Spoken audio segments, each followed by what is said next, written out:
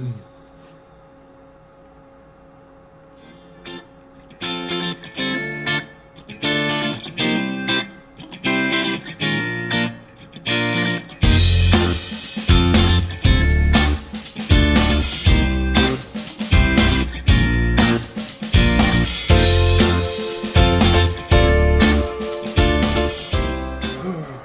good Sunday, everybody. It's Sunday, May 9th, and we're going to be going over some of the things going on and that have happened and are in progress in our country.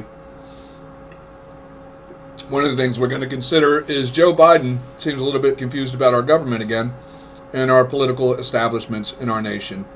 We're going to touch on that and just go briefly over how we'll lead up to these things.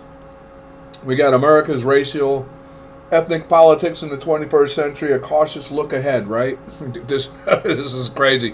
I'll tell you, we're going to touch on just how, like the title says, the hypocrisy and lying of the Democratic Party. And pretty much has been a long history since the founding of the nation with these people. And it amazes me how many people are totally oblivious to it. They're not even aware. How many people don't even realize what lying hypocrites the Democrats are and always have been in this country? But we're going to take a quick view over some of the things real quick and get to the bottom of that. Biden's overturning the Trump Muslim ban. How did that go? Well, that resulted in, right here, suspect deadly U.S. Capitol attack was Farrakhan follower raged against government, a Muslim, killed two police, D.C. police there at the Capitol. And then we got, does suspect Boulder shooter identify as a Muslim, anti-Trump? Yeah, he's a Muslim. The guy killed 10 Americans there. That's 12 dead Americans now since Biden's lifted his Muslim ban right here in America that we know of. And believe me, from what I'm hearing from reports of anonymous sources, like the Democrats do, around the world, like in Michigan, Dearborn, Michigan, Oregon, upstate New York, there's been Brooklyn, New York as well, really violent going on with Muslim attacks on Americans that no one's talking about. It's being written off as local muggings, domestic violence, domestic dispute, like physical altercation kind of things. But in truth, it's not that. It's Muslims attacking Americans. But they're doing like they did back under Obama, reclassifying it under different titles so that they can hide the fact that this is a Muslims attacking Americans. Thanks to Joe Biden's lift on the Muslim ban and also the Democrat support of the Islamic Nation of Islam and the Islamic Muslims around the world, who are known and declared totalitarian terrorist organization since the founding of this country, and they have been declared the enemies of America and the American people. But the Democrats don't mind allowing into America the enemies of America to kill Americans, because in truth, the Democrats have been the enemies within since the founding of this nation. But if you watch my history videos, we have the 1800s now ending going into the 1900s, where we see the revival of the Democratic terrorist parties taking place in this country from the 1900s forward. That'll be in my next history video. But let's continue on here and take a look. U.S. protests planned in several cities nationwide, April 16th to the 18th, to condemn recent officer-involved shootings. Now, it's funny they say nationwide. And near the end of this, we're going to consider these things, because I'll tell you how the media spins all this is just crazy. But let's just take a start off here. We're going to take a quick listen to Joe Biden. Sleepy Joe is, he's back at it. Look at this goofy smile. This guy has no clue what's going on. There's nobody home. Trust me, there's nobody home. What does it say about them if they oust Liz Cheney from leadership for telling the truth about the election? Look,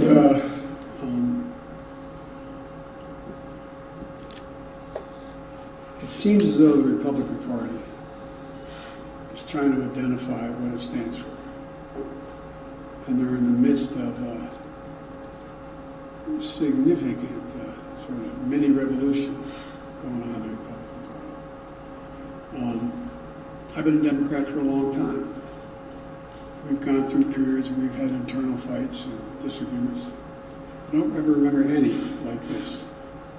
And so, as one of you said, and I'm not embarrassed by identifying, as one of you said on national television last night, we badly need a Republican Party. We need a two-party system. It's not healthy to have a one-party system. And that's where I'm going to pause there. So, this is the funny thing. It appears that Joe Biden doesn't even understand that the Republican Party is the founding party of the nation. The Democratic Party, this guy here is so duh, and I don't think he's really that duh, because I'll tell you what, there is evidence of fact with Hoover, back as to how long the FBI has known of the involvement of the Democratic Party with the Ku Klux Klan, the Red Jackets, as a terrorist organization in this country. Biden's association with Ku Klux Klan members, very, very defensive of those people in his position. But we're gonna go forward and just go forward. It appears he doesn't understand much about the political establishment. This would be kind of clear, when you consider, like, when we recall Biden's long history of lying, plagiarism. I mean, this guy, throughout the history of his last 50-year political career, has lied to the He has done nothing but for 50 years lie to the American people. He has never done a damn thing for anybody in this country. Nothing. The guy has done nothing but lie, plagiarize, steal other people's statements. He would say and do anything to hold a political office, because to be honest with you, had it not been for the high-paid political elected position this man held out of Pennsylvania, well, he wouldn't be qualified to scrape grease off a dumpster behind McDonald's, to be honest with you. But you know what? He did have great favor with the political establishment of the Democrats, because he was rubbing elbows with a lot of Ku Klux Klan guys, like Robert Byrd out of Virginia, Lyndon B. Johnson. He was in favor of these kind of people, and I'm going to go forward and show you where he brags about certain people now, and then it comes back to bite him, because, well, guess what? Those people were Ku Klux Klan associated people, which, Joe Biden tries to deny. And there's a few other things we'll touch on as we go forward. But we look here, we got Joe Biden has reportedly lied for decades about marching in the civil rights movement. This was another thing he was busted on. Even Barney Sanders was somebody who raised the issue of the truth about these matters. His own political establishment about catching him. This was Joe Biden faces questions over claims of civil rights activism. We'll take a quick listen. I did not march with a 12-point program. I marched with tens of thousands of others to change attitudes. And we changed attitudes. So there he claims he marched.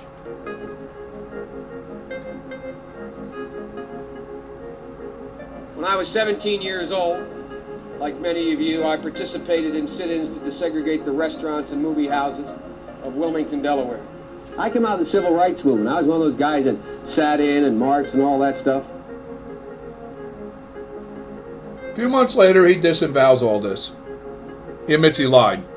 During the 60s, I was, in fact, very concerned about the civil rights movement.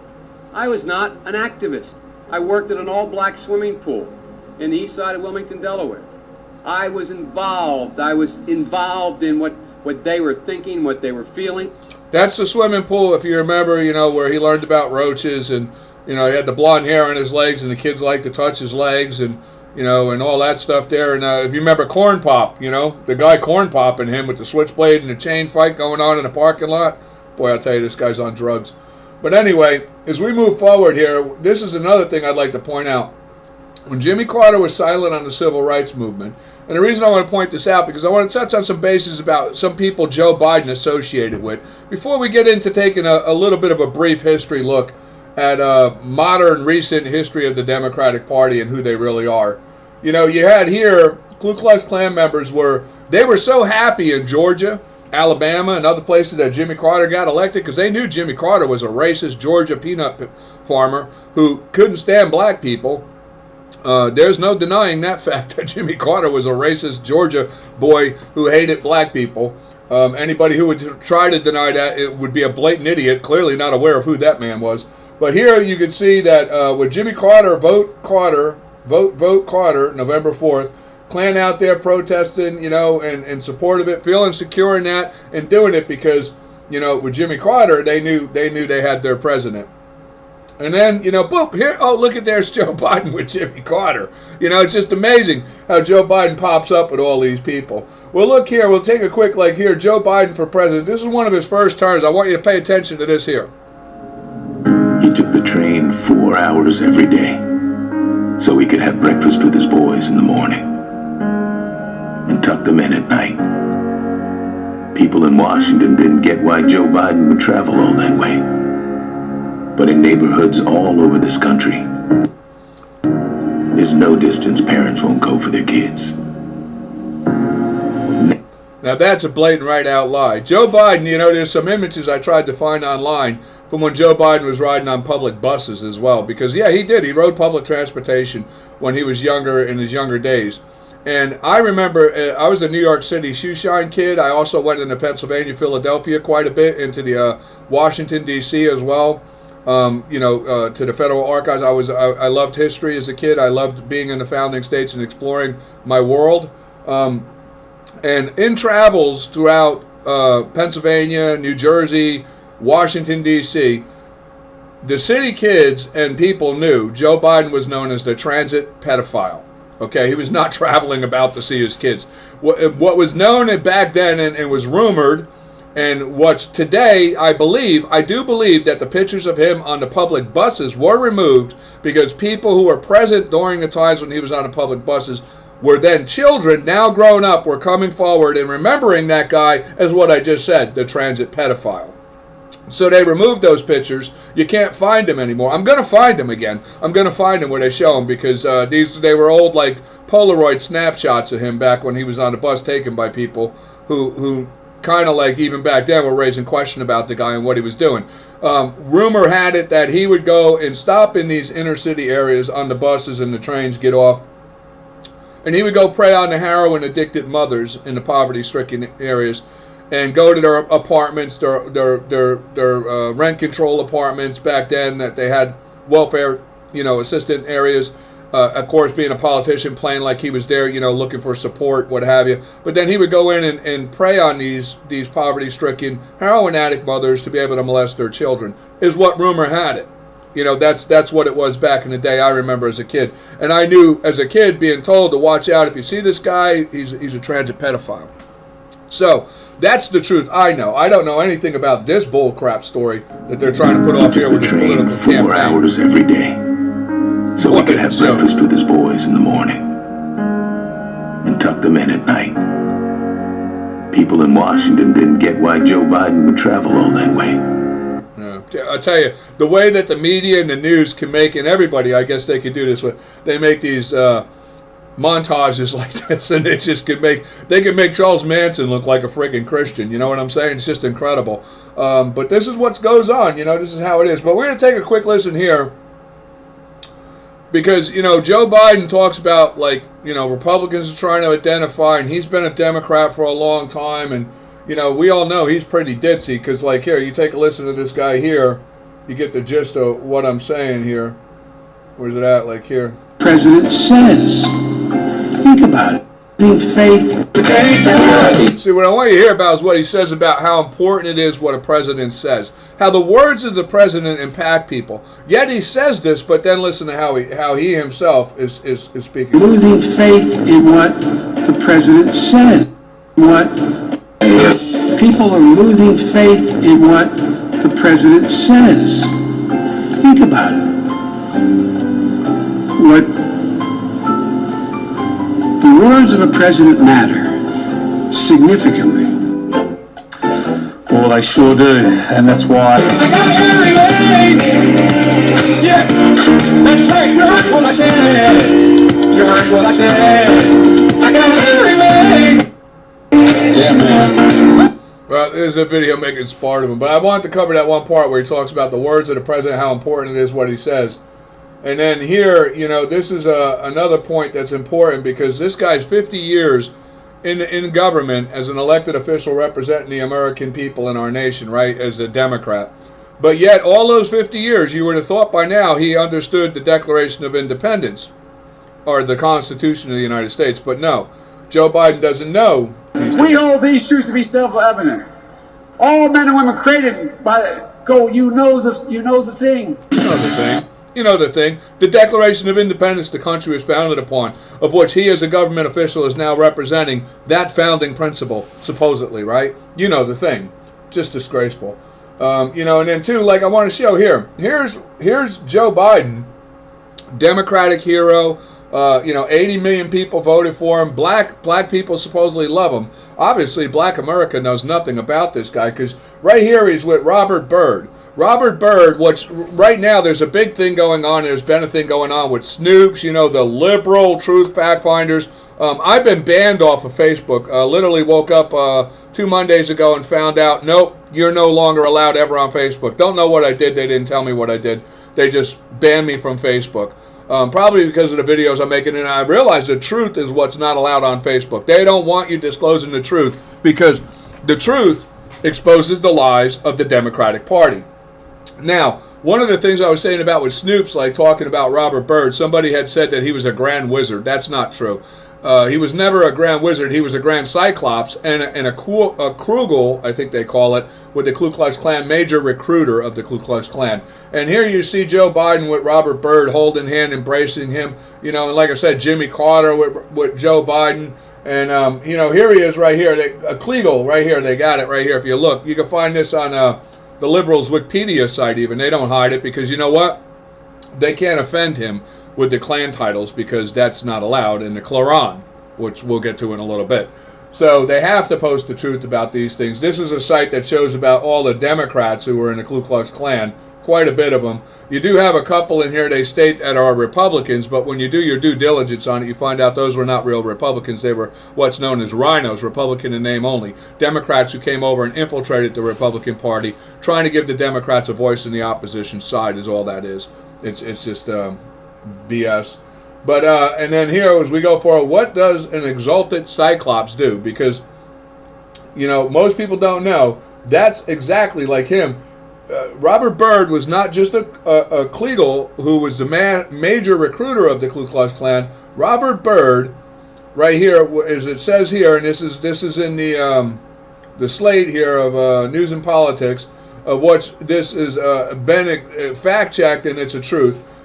Because he went beyond being a Kliegel with the Klan. He went on to being what is known as the exalted cyclops. But here it says, Robert Byrd, the longest surviving senator in U.S. history, died Monday at 92. While he was most famous as a master of the Senate of Score rules, Byrd wore many hats during his lifetime, including the exalted cyclops in the Ku Klux Klan. What are the job responsibilities of the exalted cyclops?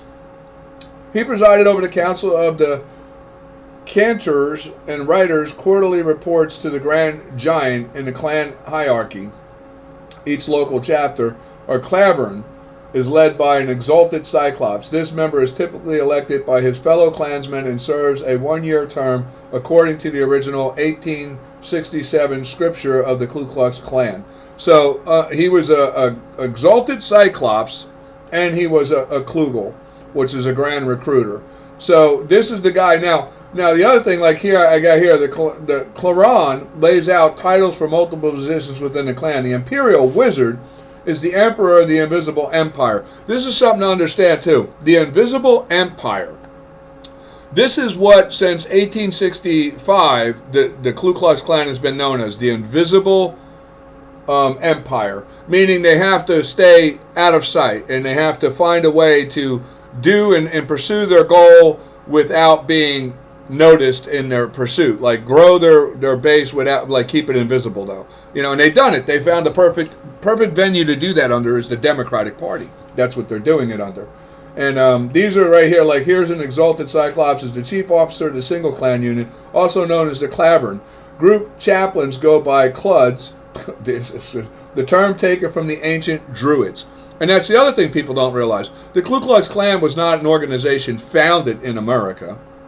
It's an organization of racial disparity that actually dates back in ancient times and even has ties to that of the Islamic Muslims. Yeah, no joke.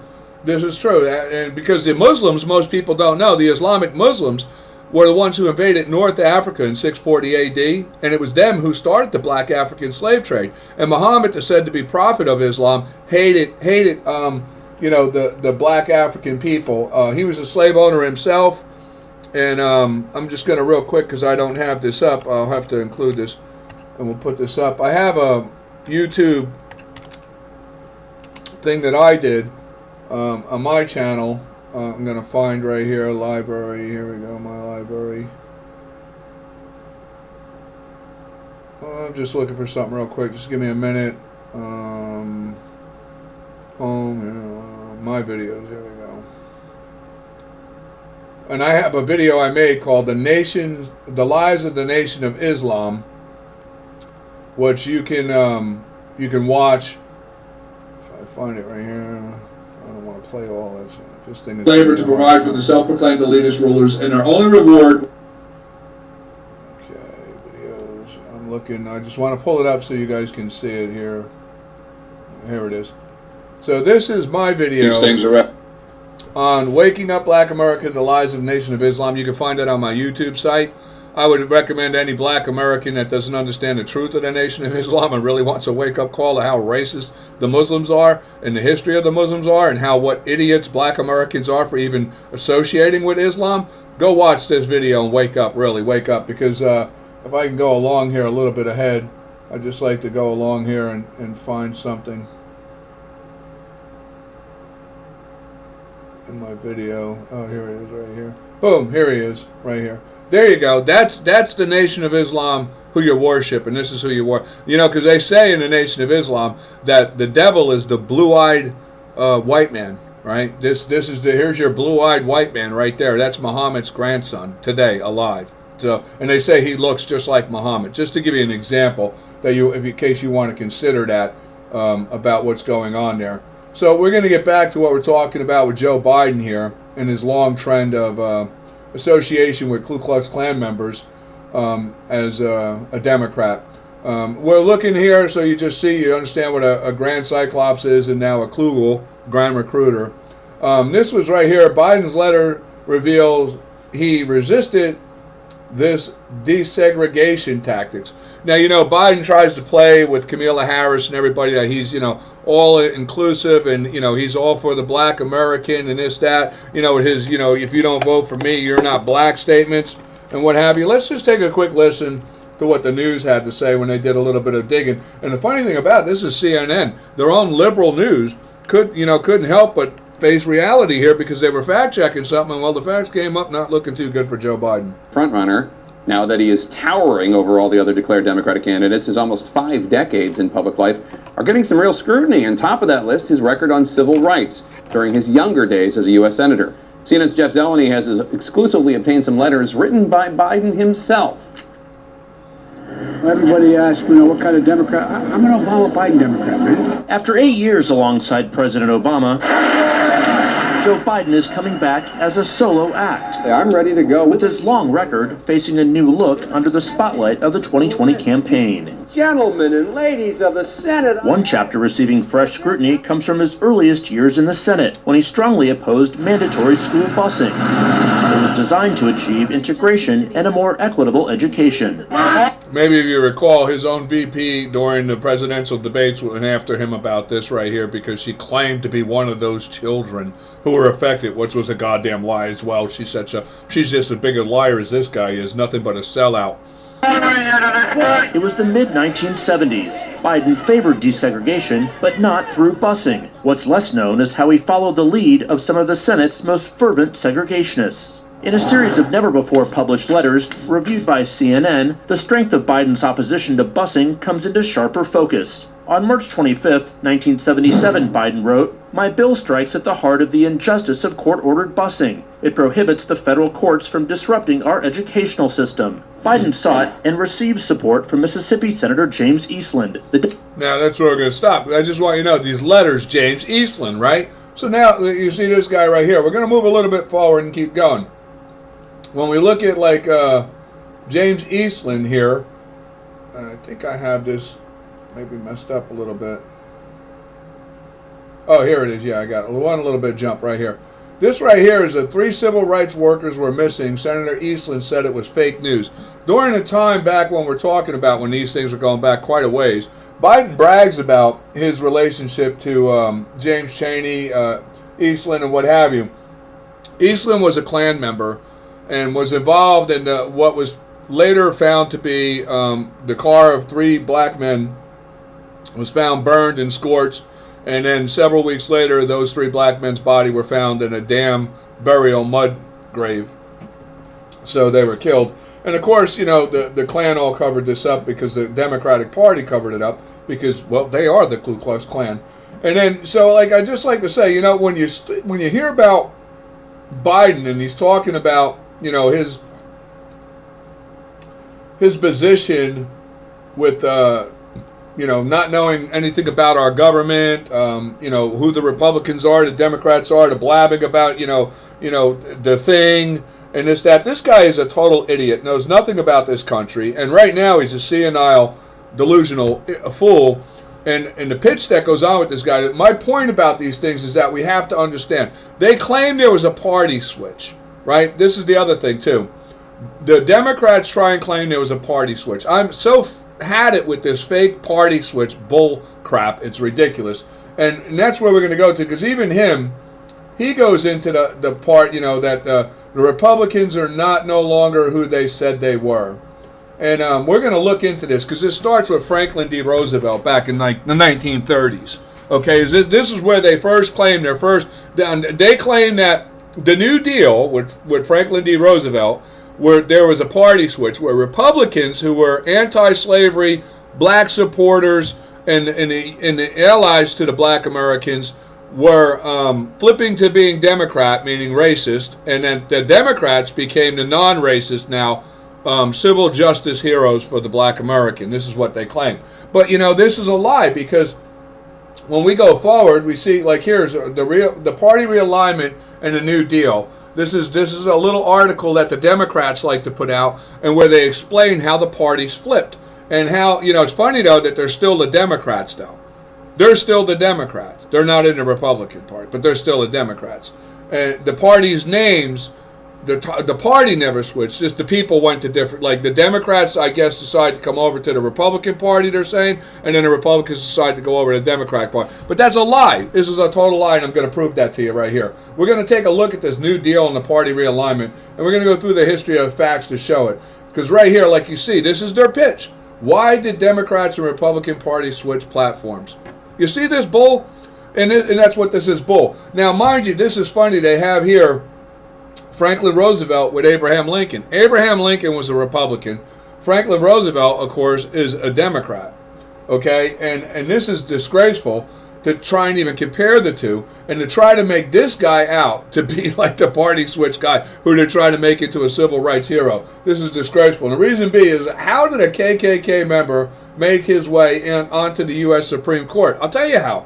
He made his way on the Supreme Court because Theodore Roosevelt, FDR, he's the one who appointed Hugo Black as a Supreme Court justice to handle the laws of Jim Crow and segregation and what have you, the legality of these things for the Democrats. And of course, as we know, well, he allowed for the first mosque to be built in America because of his support for the Nation of Islam. You see, and like I say too, I have to do another video on this, but we're coming up on this in my next history video going into the 1900s, where we stem into the point with Woodrow Wilson going into FDR and the racial plot to divide that of white and black Republicans, because that's up until the 1934 there was a strong unification between white and black Republicans, to the point really there was no racial issue between white and black Republicans. We were just Americans. The only issue of dividing this nation is what it always had been since the founding of this nation, was what prior to the Democrats they were the Tories, then in 1828 they became the Democrats. And they've been the Democrats ever since, and doing nothing but dividing this nation and causing all the issues we face today in this nation, and have been for the last 160 years since the end of the Civil War. Most people aren't aware, it was the Democrats who were the Confederate slave states. They formed the Confederate slave states, organized their own military, their own government, drafted their own constitution, and attempted to overthrow the constitutional free republic of the United States of America. It was the Democrats, not the South. It was the Democrats. And that's a fact. So, as we go forward here, we see here, the Nation of Islam Iconic Program, 1934-1975. It started under FDR. He was the guy who allowed, what he wanted was to allow for the Islam to come in. They, like I was saying, they needed a way to break the unity between the white and black Republicans, because it was strong unity. My next history video is going to really touch on the inhumanity of the Democrats and what they did from 1900 up until 1934 here, where FDR is. So we'll be on that with that. You can watch that and look forward to that coming out to get a good gist of everything going on with that. But during FDR as well, with Hugo Black and other Klan members that he appointed, they were able to keep and structure the Jim Crow laws. Segregation, separate but equal. You do know that Democrats opposed all the 13th, 14th, and 15th Amendment, of what the Republicans were the ones who pushed for those amendments, and also pushed to enforce those amendments with the strongest of, possible force needed, like the National Guard and what have you. They were fighting to protect the civil rights. Also, too, we'll find that FDR supported Planned Parenthood. Now, this is a strange scenario point here where we get into 1934, because Planned Parenthood actually was established and really supported by the Democrats, financed by the government itself back in 1916, by Democrat Woodrow Wilson, who was the guy who showed the birth of a nation in the White House, revived the Ku Klux Klan in 1915. I don't know if you're familiar with that. He showed the birth of a nation. That was Woodrow Wilson. Now, they say Robert Byrd was not a grand wizard, but they do say that during the time of Woodrow Wilson's reign, which most don't want to admit to it, but Hoover of the FBI knew about it.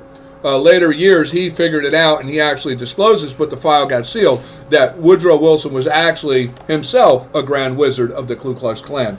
But Planned Parenthood by Margaret Sanger was greatly supported by Woodrow Wilson. Going forward now up to 1934, where we get so-called the party switch president, Lyndon B.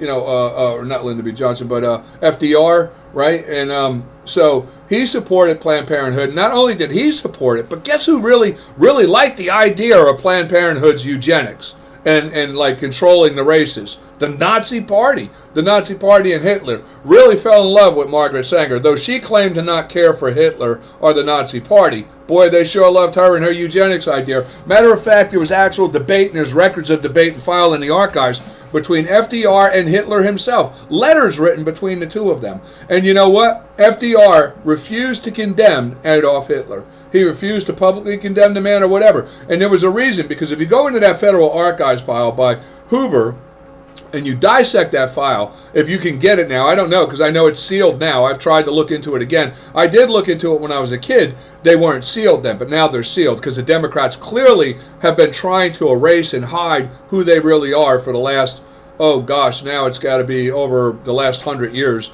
really aggressively since the 1900s. So it's been about 105 years they've really been pushing for, since, pretty much coming up on 100 years that they've been working on trying to bury who they really are.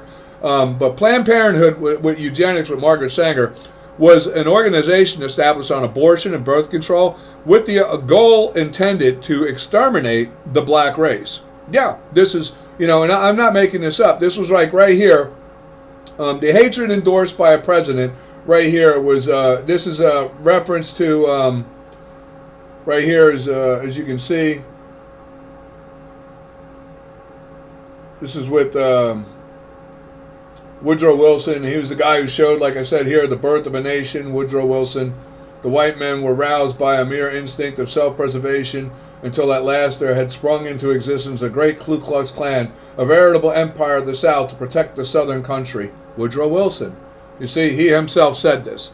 So, this is what I'm trying to say. These are facts. I'm not making this up. Now, Margaret Sanger right here, if you can look to the bottom right under here, it says, Sanger said all sorts of disturbing things like, we don't want word. Now today, the Democrats will tell you she never had no intent to harm the black race. It was not about, eugenics was not about exterminating the black race or the black people. But yet, they don't want to tell you about, or explain to you these statements that during the time being, it was like under Woodrow Wilson or FDR, racist, no good Democrat scumbags back in that time, that you could openly say these things without any concern when your administration of the Democratic Party was in control of the presidency, because you pretty much ruled the country. So they felt a lot more comfortable being who they really are in their own racist skin, right? And what she said then was, we don't want word to go out that we want to exterminate the Negro population. This is what she said. We don't want word to get out. We don't want word to get out. But that was her intent. That was clearly her intent. Now, like I said, she was backed by FDR, which is Franklin D. Roosevelt, in 1934. And then, too, like I hear, the Kraft Legal Discrimination, the Third Red Studies, the United States. This was an interesting article, and there's other articles of fact. There's actually, I find more fascinating, the FBI reports by Hoover that exist, that show the collaboration and the friendship of unity between the Democratic Party and the Nazi Party during these times. Oh my God! When you read the real truth of the facts, like with FDR and why he would never condemn Hitler. Well, I'll tell you, when you look at the letters between him and Hitler, because they did write each other, they were like freaking pen pals. Okay, you find out that Hitler himself kind of penned FDR with Margaret Sanger. He said, you can't complain about us killing the Jews when you yourself have a plot and a plan in the United States to kill the Negroes. This is a fact. And in fact, that's where Hitler himself brags that, they supported the eugenics idea of Margaret Sanger and the extermination of inferior races. This is no joke. And people today in the Democratic Party have no idea the evil history of the Democratic Party. And it amazes me how these idiot Democrats today talk about how history is so important and how today you can't forget the past. You forget all the past of the evil of the Democratic Party. But and then not to mention, that evil persists right to this very day, right in the very party you claim to be associated with. Are you so you don't do the due diligence to realize what you're associated with, the party you're representing and the people you're representing under the ideology you represent? Jesus, get real. Let's keep moving forward. Maybe you'll get the gist of what I'm talking about. Hopefully, if anybody's a true Republican American and you know of a Democrat, share this video with them. And I would love, like I say, for anybody, anything I'm saying, if you feel it's not true, there's a comment box below. Let's debate this. Let's debate it. Let's have that fact check. Let's have it. Let's get to the truth, because the truth to me is the only thing that matters. And that's what I'm going to say this one more time in this statement here. Something given to me by God-given wisdom. My Lord Jesus Christ, God Almighty himself, has given me this wisdom to understand that you will always be able to prove a lie to be a lie with the truth. But you can never prove the known truth to be a lie with a lie, because the truth will always reveal the lie. So my God tells me. Okay, so with that, let's go forward and take a look at these truths and get a gist for what exactly it is I'm saying. When we look here, like I said, I'm not lying to you. It was under FDR in 1935, location 9th Street Northwest, Cedar Rapids, Iowa. It was FDR and the governor of Iowa who approved for the Islamic Muslims for the first time to be able to be allowed to build a mosque. Now, the Muslims themselves, under the Arab Muslims, or that of the Qatar Muslims of Arabia or Egypt or what have you, they wouldn't been able to get in here. So what they did was they had this guy Fard, who is the real founder of the Nation of Islam, who happens to be a white Arab. He came in and negotiated with the Democrats. As you know, they're still allies to this day, the Democrats and the Muslims. And back then they were allied too, because the alliance between the Democrats and the Muslims goes way back to the founding time of the United States, of our country, back to 1777, believe it or not, and beyond. Because the primary provider of all the black African slaves that were being imported into the United States in the transatlantic slave trade were being purchased from the Islamic Muslims. You see, they controlled the black African Islamic slave trade because, and they had been in control of it for near 1,100 years before America even existed. They invaded North Africa in 640 AD, and then Muhammad, the so-called moral prophet of Islam, he's the guy who enslaved the black Africans and started the black African slave trade. And it continued all the way up until the point of, where we had the transatlantic slave trade coming into the United States some 1,100 years later.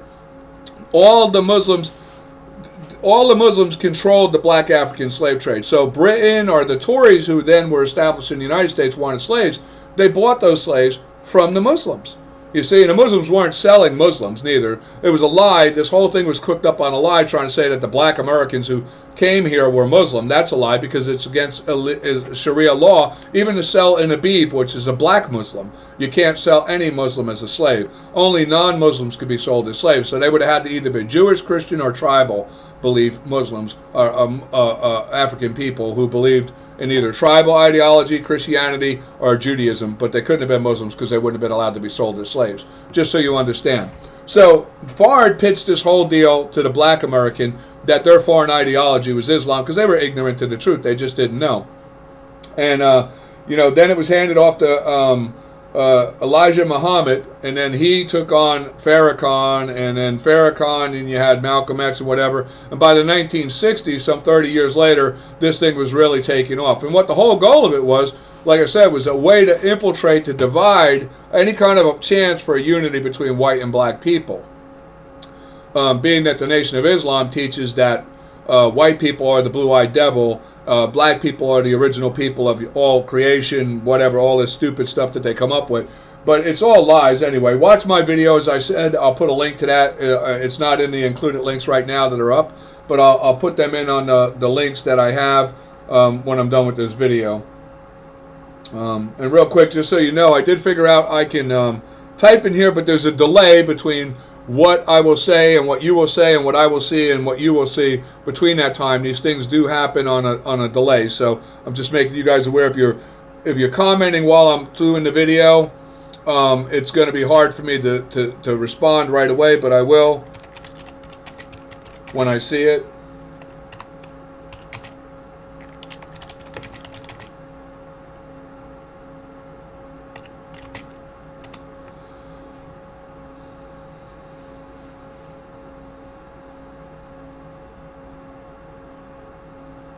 So I just commented to somebody back. I seen, like I said, there is a time delay.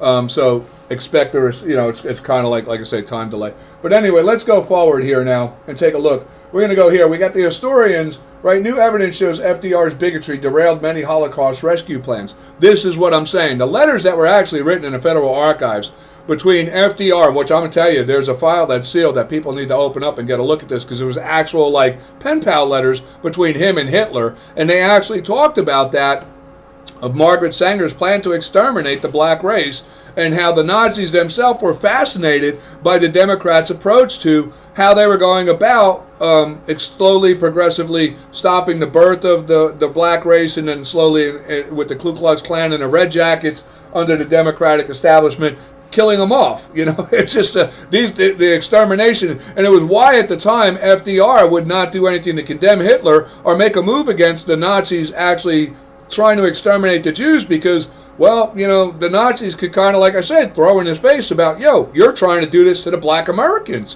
What, you can't tell us we can't exterminate the Jews. You're trying to exterminate the black Americans. And you see, nobody wants to talk about this truth. Another thing, like I said, the way they propagate these things out with the way they do these montages. When you read the history on FDR, they make this guy out to be the civil rights hero of the black American. This is crazy. I can't believe it, because in the truth, when you think this guy is the guy who appointed Hugo Black, a Ku Klux Klan member, to the Supreme Court to make sure that they could keep enforced the Jim Crow laws, to keep the blacks segregated from the whites so they can go along with their plan with Margaret Sanger, to keep where they have the Planned Parenthood set up, to keep the abortion clinics right there, to keep the birth rate down on them, keep them on birth control so they stop reproducing, and also make sure they keep them within a communalized community under Democratic control, so when they can have the cops go in and constantly kill them to try and exterminate them. This has been going on since the 1930s.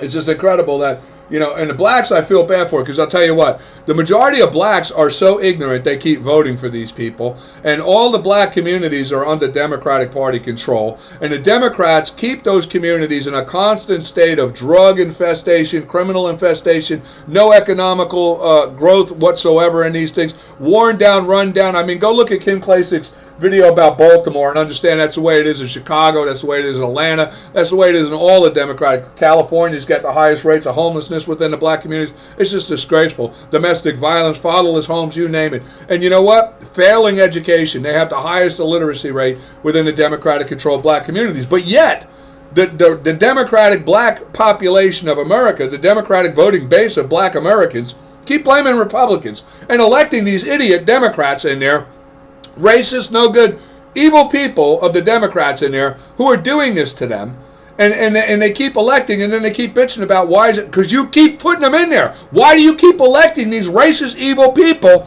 to run your communities? I don't get it. I just don't get it, because today with technology on the phone and everything I'm telling you, you can look this up and see the facts of it.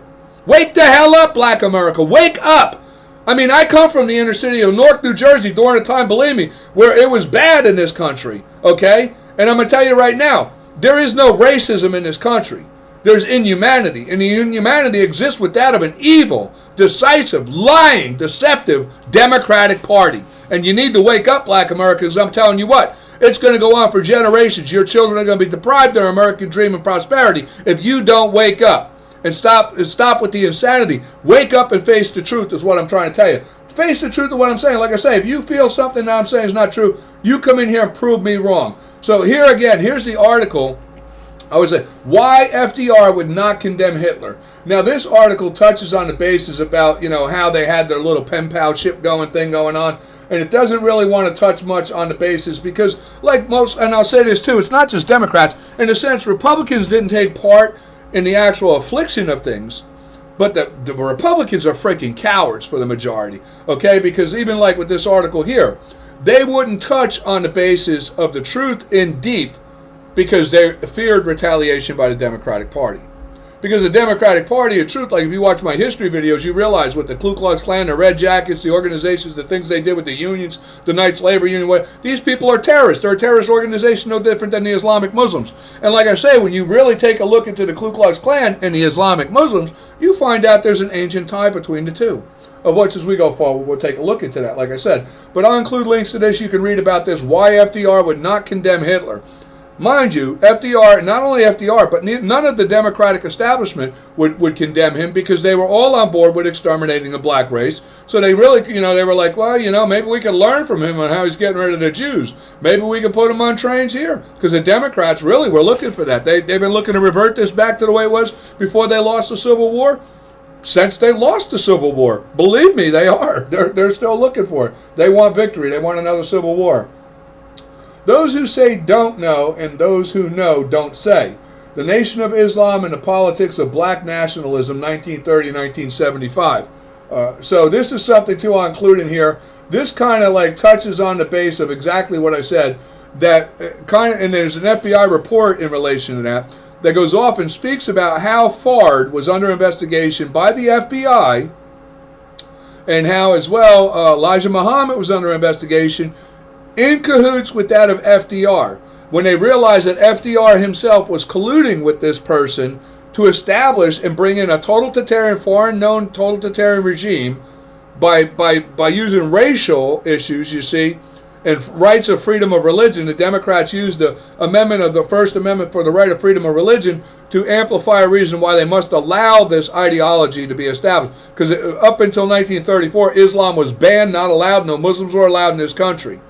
Just not allowed, because the first four administrations under George Washington, Thomas Jefferson, James Madison, John Adams, all condemned the Muslims as the enemies of America and the enemies of the American people, of which the Muslims themselves declared all under those 4 minutes war against us for being the kafar, the non-Muslims who refused to pay the jizya tax. So we were always in a constant state of war with them because they were our enemies. They were the enemies, and George Washington put it best. He proclaimed them and declared them the enemies of all mankind. So that's where it stood until the Democrats allowed them in. And now when we look at today, what is the result from 1934 today with the mother mosque, the Nation of Islam, and Islam coming into America? Well, I can tell you one thing. It's resulted within, since the time of it in 1934 forward, on a terrorist basis within America, right now, an estimated from 1934 ties to that Nation of Islam, tied to that Nation of Islam issues in the 1950s and 60s and forward into the 70s, and then now with the Nation of Islam as that of Habib obedient slaves to that of the Arab Nation of Islam, the true Muslim nations who see them as they own them because they're the ones who sold them here, that they still have a right to reclaim them as their slaves will be because they're willing to join the Nation of Islam and submit to Islam. They can use them as a bead here to terrorize the American people. And now with combination between the two, believe it or not, since 1934 to date, near over an estimated 14,000 Americans killed right here on American home ground by Islamic Muslims. And like we just seen, since Joe Biden lifted the ban, since right here in 2021, we have 12 already going into just May of this year. We're 5 months into the year. We have 12 that we know of between the last two Muslim attacks that have taken place since Joe Biden has taken office and lifted the Muslim ban.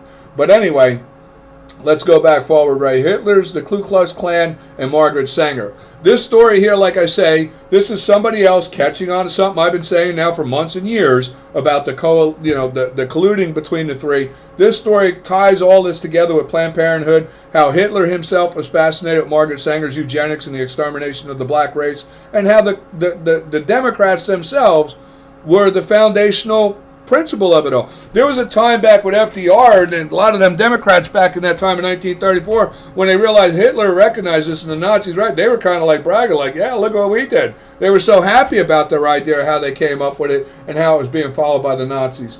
But now, like I say too, so we get this tie together here. Then now, when you, like, this is all about the party switch, right? This is where we go back to. We're about the, let's see where we're at, where I was at. About the, because we were talking about the party switch, right?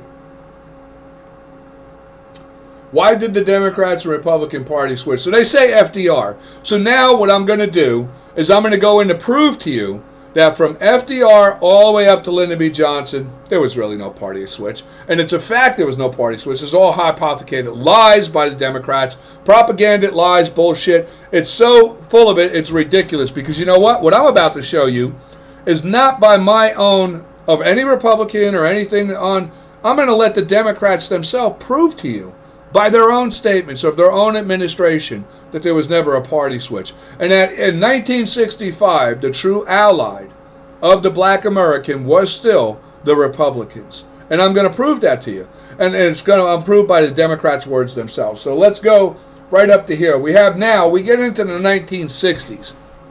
This is ironic because they claim that now when they fail, if somebody brings up the issues of what I just brought up about, hey, you know, how could you say FDR? This guy was in cahoots with the Nazis. He was in cahoots with the Islamic Muslims. He caused a division in the nation. He appointed Hugo Black as the first black Supreme Court justice that was a Ku Klux Klan to help make sure that the separate but equal and, the Jim Crow laws all stayed in force. And then they were like, okay, it wasn't FDR. The party switch happened with Lyndon B. Johnson, the civil rights hero of the 1960s. This is what they tell you. Boy, what a crock. I'll tell you. I can't believe people actually buy into this, like they just believe it and nobody does the homework. But here, let me do a little homework with you. Do this with me, right? Lyndon B. Johnson said, I'll have those N-words voting Democrat for 200 years. Now, Snoops, as I said, denies that this is founded. They go, it's unproven.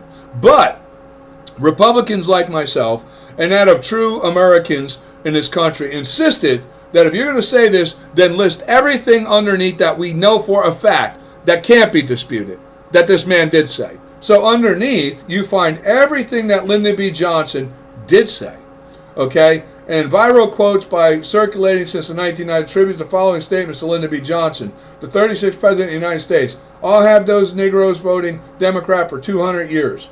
It's cited in a variety of contexts, an example of LBJ's optimism, an example of his crassness, as an example of his racism and hypocrisy, and as an example of racism and hypocrisy of the Democratic Party in general. That's true. Okay? Now, as we come down here, now here's an important thing. This is an actual transcript of a statement from Lyndon B. Johnson. So mind you, we're now in 1965, okay, in 1964. And at this time, because this is after Kennedy got killed, he became president. They assassinated their own Democratic president, John F. Kennedy, because Kennedy was not really truly a Democrat. He was what you would call a Dino, a Democrat in name only. And we'll talk about that another time. And if you watch my history videos, or some of my videos related to the Democratic Party, I explain the difference between a Dino and a Rhino. So go watch my videos. But anyway, here we're going to take a look. Now, this is a statement made by Lyndon B. Johnson in 1964. So, mind you, at this point right here, the Democrats try to tell you that FDR was the party switch, right? Democrats switch platforms, right? When you raise question to Lyndon B. Johnson or FDR, they'll say Lyndon B. Johnson is their civil rights hero of the 1960s, right? This guy. But here, let's take a listen to what he says. He says, these Negroes, they're getting pretty uppity these days, and that's a problem for us. Says they've got something now they've never had before, the political pull to back their uppiness. Now let me ask you something. Let's just dissect this a little bit with some common sense and reasonable thought. And I'm going to say this right now to the black communities. I hope you're watching this and you come along with me on this. Dissect this with me. This is Lyndon B. Johnson, the so-called civil rights hero of the 1960s. Words himself of a transcript undeniable. Even your own liberal snoops cannot deny the fact he said this. These Negroes, they're getting pretty uppity these days, and that's a problem for us. Who do you think us is? He's the Democratic president of the entire Democratic administration. Us is the Democratic Party. So, in 1964, the Negroes, as he calls them, were getting uppity, right? And it was a problem for the Democrats. Okay? And then he says here, since they've got something now they've never had before, the political pool to back up their uppityness, meaning they had the ability to sway a vote if they want it in certain districts, to get rid of local senators or representatives or commissioners of county and what have you that were on a Democratic ticket. Like in Atlanta, Georgia, the population of blacks would have been able to remove them. So they need to keep favor with them because they didn't want them to wake up to realize their allies is the Republicans. And if they start voting Republicans, well, Democrats would have failed. They wouldn't have been able to develop these freaking prison-like cities they develop right now and these ghettos and these freaking that they got all these black Americans trapped in under their control. It's just disgraceful. But right here it says, now we've got to do something about this. We've got to give them a little something, just enough to quiet them down, not enough to make a difference. This is your civil rights hero, 1964, saying this. This is Lyndon B. Johnson, the civil rights hero of 1964, saying this. Just give you a little bit of something, not enough to make a difference, right? And then now here's the important part. For if we don't move at all, then their allies will line up against us and there'll be no way of stopping them. We'll lose the filibuster. There'll be no way of putting a brakes on all sorts of wild legislation. It will be Reconstruction all over again. Reconstruction was led by the Republicans. Bingo! That's one hint to tell you who he's talking about. Second thing, for if we don't move at all, their allies will line up against us. Us is the Democrats. He's the Democratic president. The allies then would be who?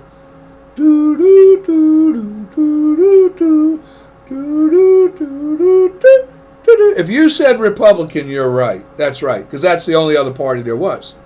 The allies were the Republicans, and the Democrats knew it, and they're admitting it right here. Lyndon B. Johnson's admitting it right here. He's admitting it. Most people don't know that a lot of the 1964 Civil Rights Bill was started in 1957 by the Republicans, and it had a long fighting debate with the Democrats to try and get it where it was because they had the filibuster like he's bragging about here. They had the filibuster where they could just stall these things out. And you know, they were fighting. But then, too, after they killed John F. Kennedy and Lyndon B. Johnson took over, well, he really twisted around, and the Democrats really rewrote the entire Civil Rights Act to what that of the Enforcement Act of what the Republicans want. They stripped this thing down bare bones to their own advantage to be able to take and seize control over the black communities in this country, and that's exactly what they were able to do. But these statements alone in themselves make pretty clear that the Democrats themselves make it clear that the ally to the black man is not the Democrats, because this is who's saying it. And then there's only one other political establishment, that would be the Republicans, and them themselves are admitting that at this time there was clearly no party switch with FDR, and clearly with Lyndon B. Johnson there's no party switch because he's the guy who's saying this right now. And then there's even further proof to prove that he was not the guy. 1964, the South changed political parties. Again, this is where they try to say it was on the Lyndon B. Johnson. But right here's an FBI document. And like I say, the FBI kind of had a good grip on things to what was going on with these racist, no good, evil, lying, no good, despicable Democrats. And right here in this thing here, if you're going to try and tell me FDR was a party switch in 1964, after consideration of what I just said, let's take a look at this here. Ned Touchstone, editor of The Counselor, has been identified by a confidential informant, number 1223-R, as a member of the original Knights of the Ku Klux Klan. Right?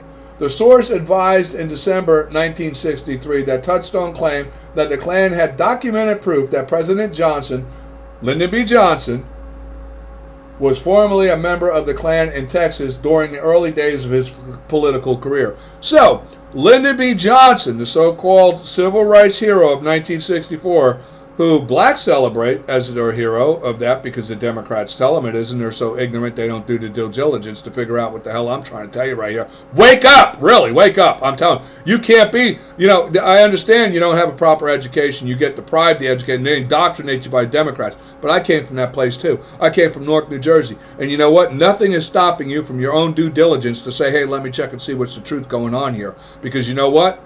I'm sick as a Republican, you people blaming the goddamn true American Republicans for what the hell goes on in your community when you keep electing these goddamn racist, no good, evil Democrats. These inhumane bastards have been doing this to you now for 160 freaking years, and you keep blaming us. And it ain't us. It's them. And you're actually doing it to yourself because you're too damn lazy to do the due diligence and research. What's that's not true either. Your own people try to tell you this.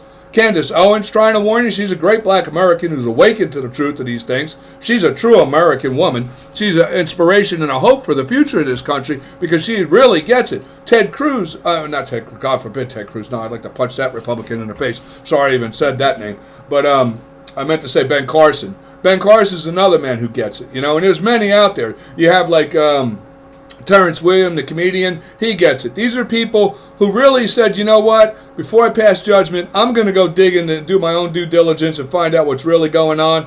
And then they found out the truth, and now they're like, whoa, and they're trying to tell, but you know what the Democrats tell you, don't listen to those people. Don't listen to them. It's amazing, right? But anyway, here's your evidence of fact, and like I said, there's links below this. You can go and check this all out. Now, founded in 1865 was the Ku Klux Klan, which was founded by the Democratic Party. This is something you need to know.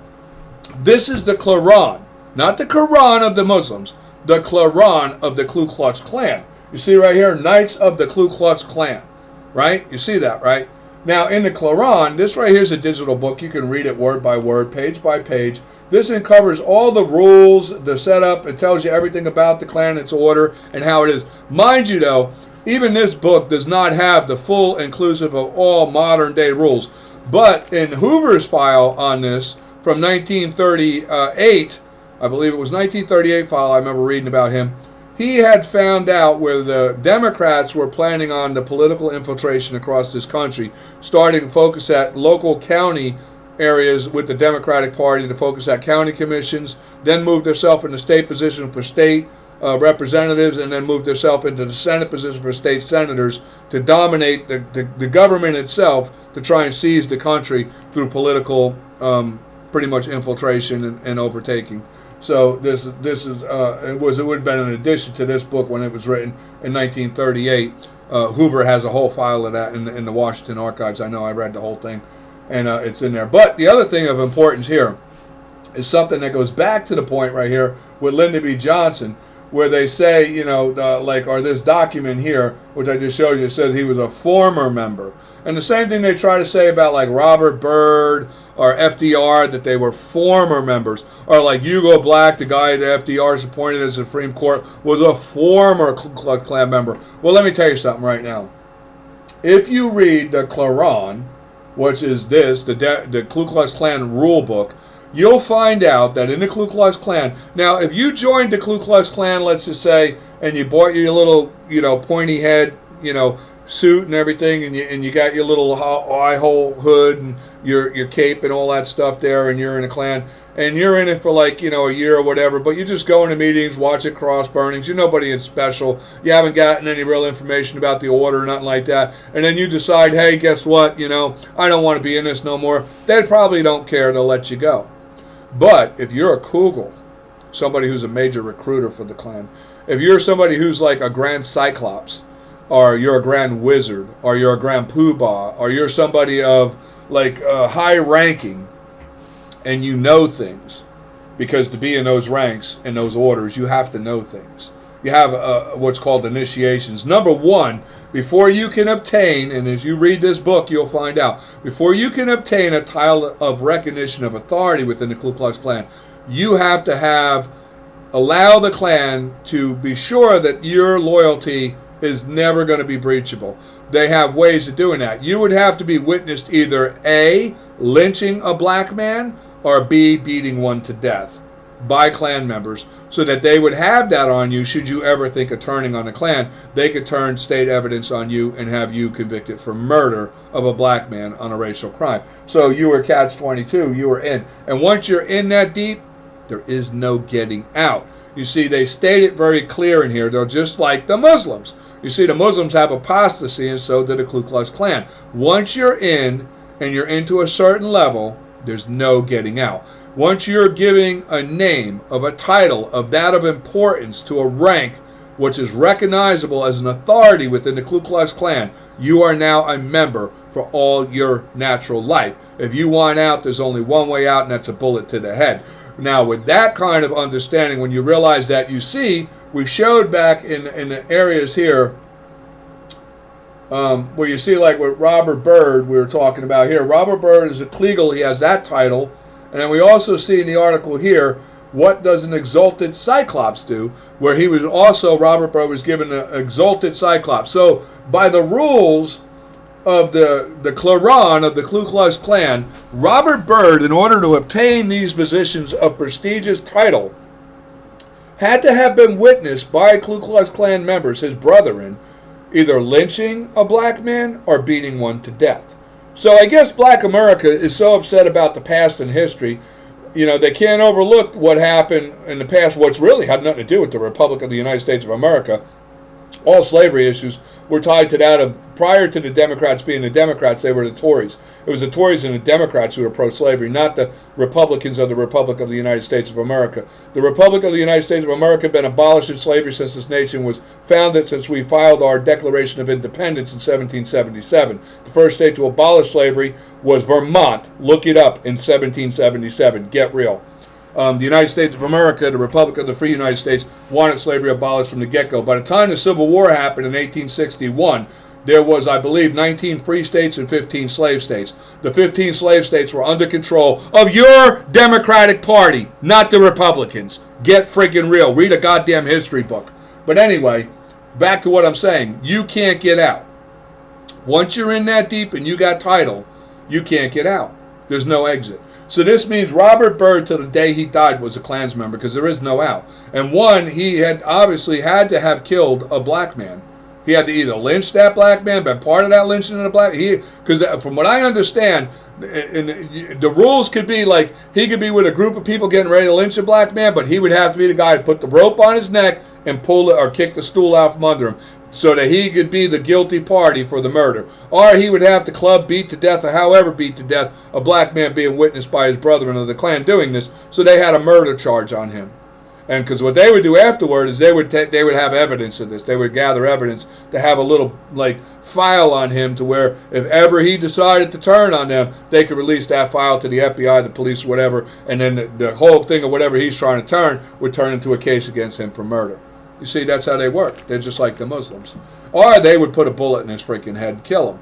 Which that was too. If you go to them after a certain point, when you read the book, it tells you, read the rules.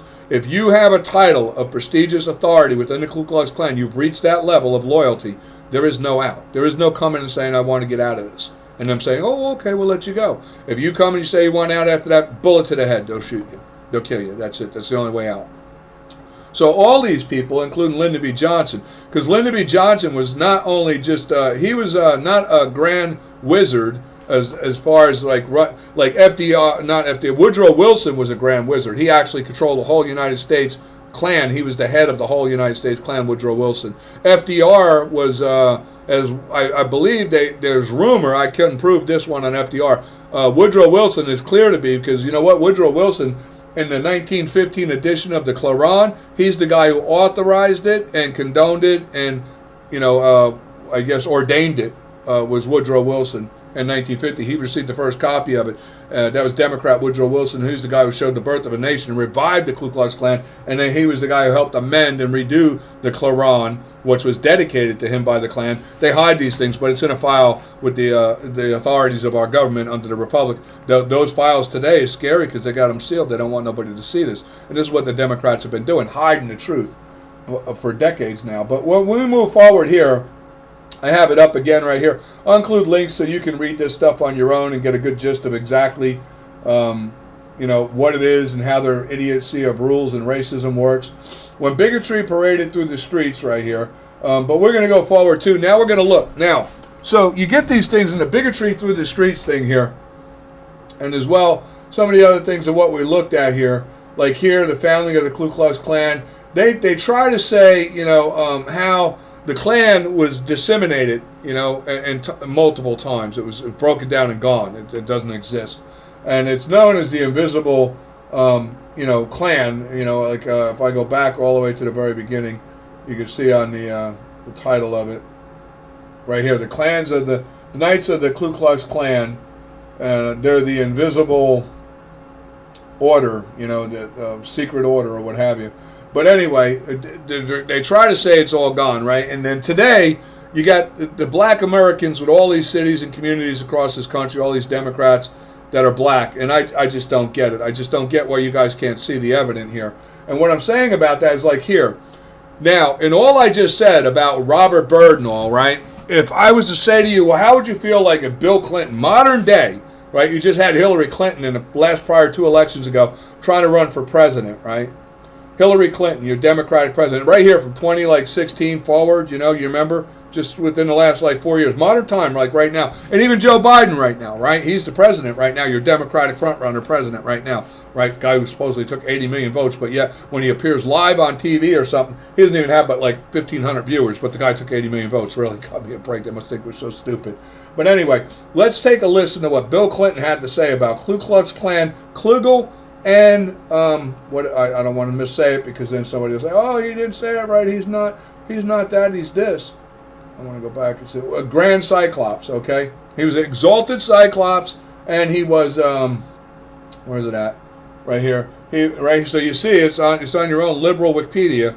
He was a Klugel right here, a Klugel recruiter, and he was also, as you see right here, an exalted Cyclops. Robert Byrd, the longest-serving senator in U.S. history, died Monday. That's who they're talking about. He was an exalted Cyclops. So we know where we're at there. So this is who Bill Clinton would be talking about. The longest-sitting Democratic Party Ku Klux Klan member, Robert Byrd. And I want you to listen to, because this is in 2010. Okay, so modern time right now. This is after the 1964, far after FDR. This is modern time now. This is current, right now, administrative faces you still see in your Democratic Party who are very important that you support. Right? Let's listen to what he had to say about Robert Byrd. There are a lot of people who wrote these eulogies for Senator Byrd in the newspapers, and I read a bunch of them, and they mentioned that he once had a fleeting association with the Ku Klux Klan. And what does that mean? I'll tell you what it means. He was a country boy from the hills and hollows of West Virginia. He was trying to get elected, and maybe he did something he shouldn't have done, and he spent the rest of his life making it up. Now, so you're okay with that, right? You're Black America. You're okay with this. Your former 2-term Democratic Party president, whose wife was in the last election run, and who right now, Joe Biden, is, we're going to get to, but he's okay. He's defending the Ku Klux Klan member, Robert Byrd, the guy who by title is known beyond question. There's no evidence that I can present to prove, but by the statements of fact of the Ku Klux Klan, had to have been witnessed lynching or beating to death a black man to maintain his title of authority with the Klan, and who would not be allowed to leave, is now being praised by the 2-term Democratic president during the years leading up to 2000, before the rhino, no-good scumbag Republican George Bush Jr. See, I'm able to call out my own people. That's no goddamn Republican, the Bushes. They were no Republicans. They were rhino, disgraceful, goddamn American treasonous traitors. But this is your guy right here, your Democrat. He's defending him. And he says, I just want to, let's listen to that one more time so you get, from the hills and hollow, you know, how he says it. It's just so. And maybe he did something from the hills and with a Ku. They mentioned that he once had a fleeting association with the Ku Klux Klan, and what does that mean? Just so you know, as you can see, Bill Clinton himself verified what I'm telling you is not a lie. Robert Byrd was in the Ku Klux Klan. I'll tell you what it means. He was a country boy from the hills and hollows of West Virginia. He was trying to get elected. So he said he was a country boy from the hill and hollows of West Virginia trying to get elected. So what he's saying is if you want to get elected in the Democratic Party, you have a better chance of getting elected if you're in the Ku Klux Klan. That's what he's saying to me. That's what I'm getting out of it. And if you look around at all these racist, Democratic, no-good, scumbag, treasonous traitors in the background during this video, you can pretty much see that's exactly what they all agree with. You can tell by the smug, racist faces they're all making. That's who they are. Okay? And that's what he's saying. That, you know, pretty much what he's saying is anybody should know. If you want to get elected in the Democratic Party, you got better chances if you're in the Ku Klux Klan. And pretty much that was Robert Byrd's whole thing, was that Bill Clinton's trying to say, well, he was just in the Klan because he was trying to get elected. Well, that's bullcrap, because we know the guy had multiple authoritarian positions of title in the Ku Klux Klan and was obviously a member to the very day he died as a what they say, again, what was it, a Cyclops? He was a Grand Cyclops or whatever it was. Exalted Cyclops, that's what he was. Exalted Cyclops. But you know what? That's what he had to say about him. Now let's see The last presidential big Democratic runner before Joe Biden was Hillary Clinton. And you know what? It's amazing because Hillary Clinton, if you remember, I don't know if you guys remember Hillary Clinton and Bill Clinton doing blackface, and then even him one time dressing up at a Halloween party as a Klan member and what have you, and her racist tirades back in the time when she was a Goldwater girl for segregation and what have you. Well, you know, if you wonder where she learned all those racist things from, I can tell you right now, her mentor, Robert Byrd. Here, listen. Country has lost a true American original, my friend and mentor, Robert C. Byrd. Senator Byrd was a man of surpassing eloquence and nobility, and I will remember him. So, now, I'm going to tell you something right now. If you don't think Hillary Clinton knows the rules of the Quran and that Robert Byrd had to either lynch or beat to death a black man to maintain the titles of authority he had with the Ku Klux Klan, she knows, and she knows he's still in the Klan to that very day, and this is her mentor, okay? And I want you to hear what she says about a guy who she knows either hung, lynched, or beat to death a black man to maintain titles of authority within the Ku Klux Klan. I want you to hear what she says about this guy. Lost a true American original, my friend and mentor, Robert C. Byrd. Senator Byrd was a man of surpassing eloquence and nobility. Eloquence and nobility. A man who either lynched or beat to death a black man because of his racial intention of his association with the racist Ku Klux Klan and the Democratic Party is, I guess if you're a Democrat, you do see him as a noble guy. I would have to say, I guess that's... And I will remember him for many things, but most of all... Well, anyway, you get the gist of what I'm saying, and you can watch the whole videos if you want. And then here's the other thing. Here's our current presidential Democratic president. Who all black America, 80 million people voted for. So, you know, pretty much every black person in the country must have voted for him because 80 million people voted for him. And, you know, that comes out like everybody who's a Democrat in the country, not even more because there ain't even that many Democrats in the country, but somehow he got 80 million votes. But anyway, you know, this is the president now. This is the guy who, like, I want to go back here and just remember, this is the guy with the guy, Robert Byrd. See, here he is right here. Hold Robert Byrd hand up, and hey, my buddy Robert Byrd. Yeah, right? That's him right here. And I want you to hear what he has to say about him, because you know Joe has a lot to say about a lot of things. This guy just talks away, and he always puts his foot in his mouth. We might need a vote there in those first couple weeks, and every time I sat with a leader, I never called Senator Byrd Senator. I always called him leader. Now, mind you, this is now, some people say to me, Jim, how do you know that Joe Biden was in the Pennsylvania Ku Klux Klan? One, I know it by I guess you could say hearsay. People I knew when I was younger, and people even today that I know in the Klan. Not that I'm associated with them. It's just you know, my life and my things of what I've done in my life. I know people, and you know, they don't hide it. They didn't hide it. They didn't used to hide it. Matter of fact, I knew about this back with Obama. It was amazing because the Klan guys thought it was just a joke, like hilarious, that Joe Biden, a Klan member out of Pennsylvania, was the vice president to the first elected black American president, who the Democrats knew were a puppet they were putting in for the front of an alliance of what they have for their alliance with that of the Nation of Islam, with the true Muslims, not the black Nation of Islam, the true Muslims over in like Arabia, Qatar, Iraq, you know, Iran. They're allies who have been their long-established allies since back in 1777 when they were their slave providers. You know what I'm saying? Okay. But Robert Byrd is definitely like here because leader. Read the Quran book, read the rules. Okay, when you're addressing now, Robert Byrd would have been the leader over chapters probably within Virginia and Pennsylvania. His son, you know, reminds Joe Biden that he is second. He is second place.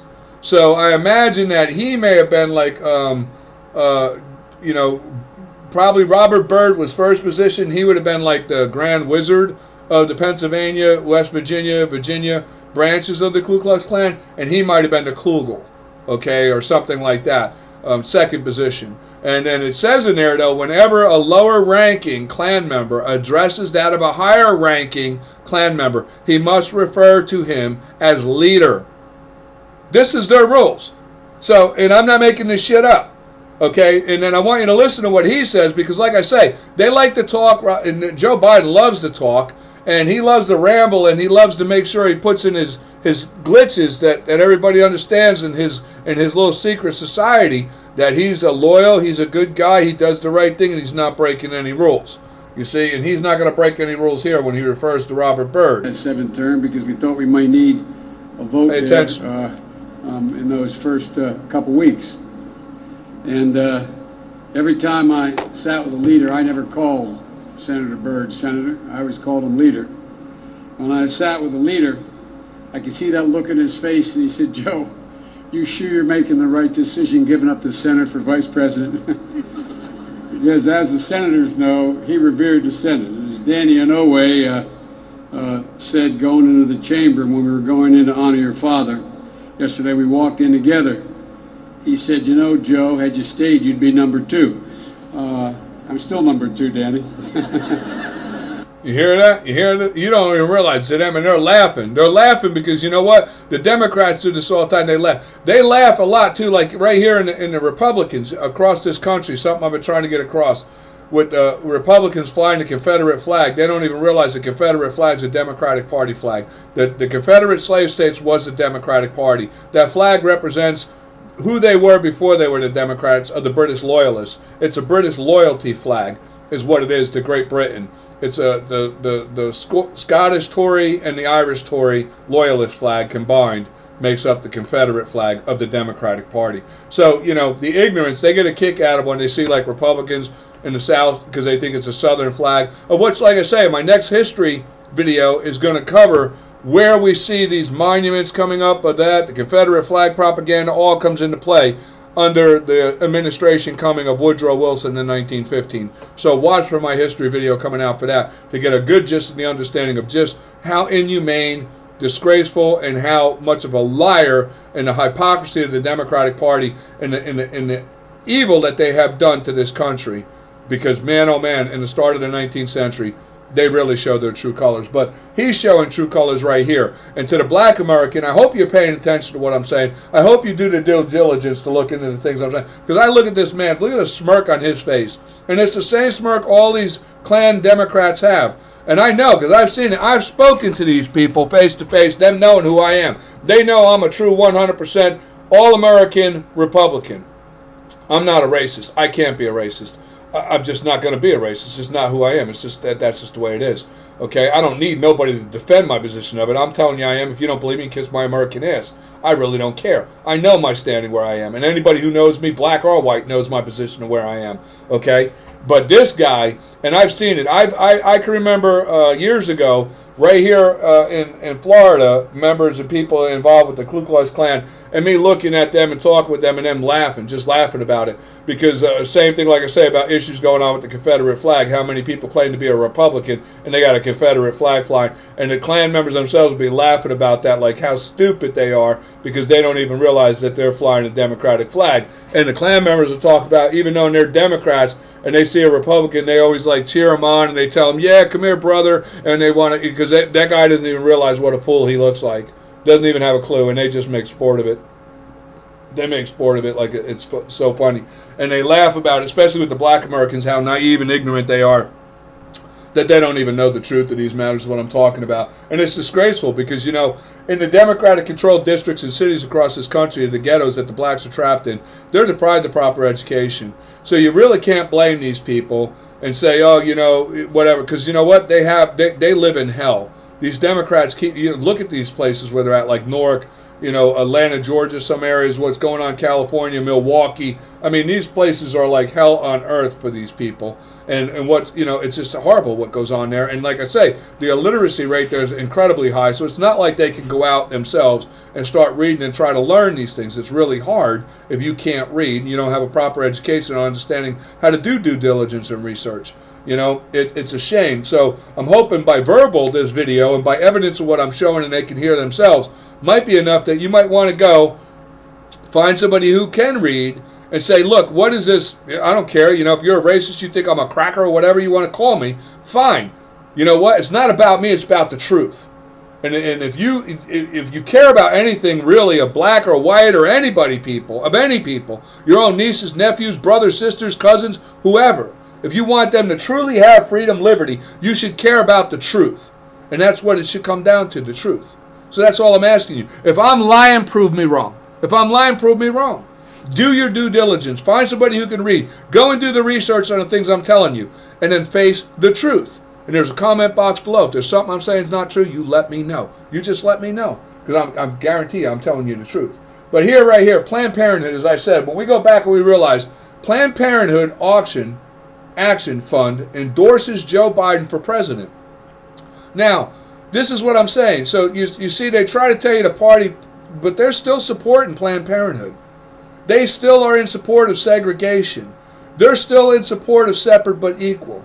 And they're still allied with the Islamic Muslims. They're still on the agenda of one day establishing and positioning again for another civil war to try and overthrow the constitutional free republic of the United States of America. And we are very teetering that line right now.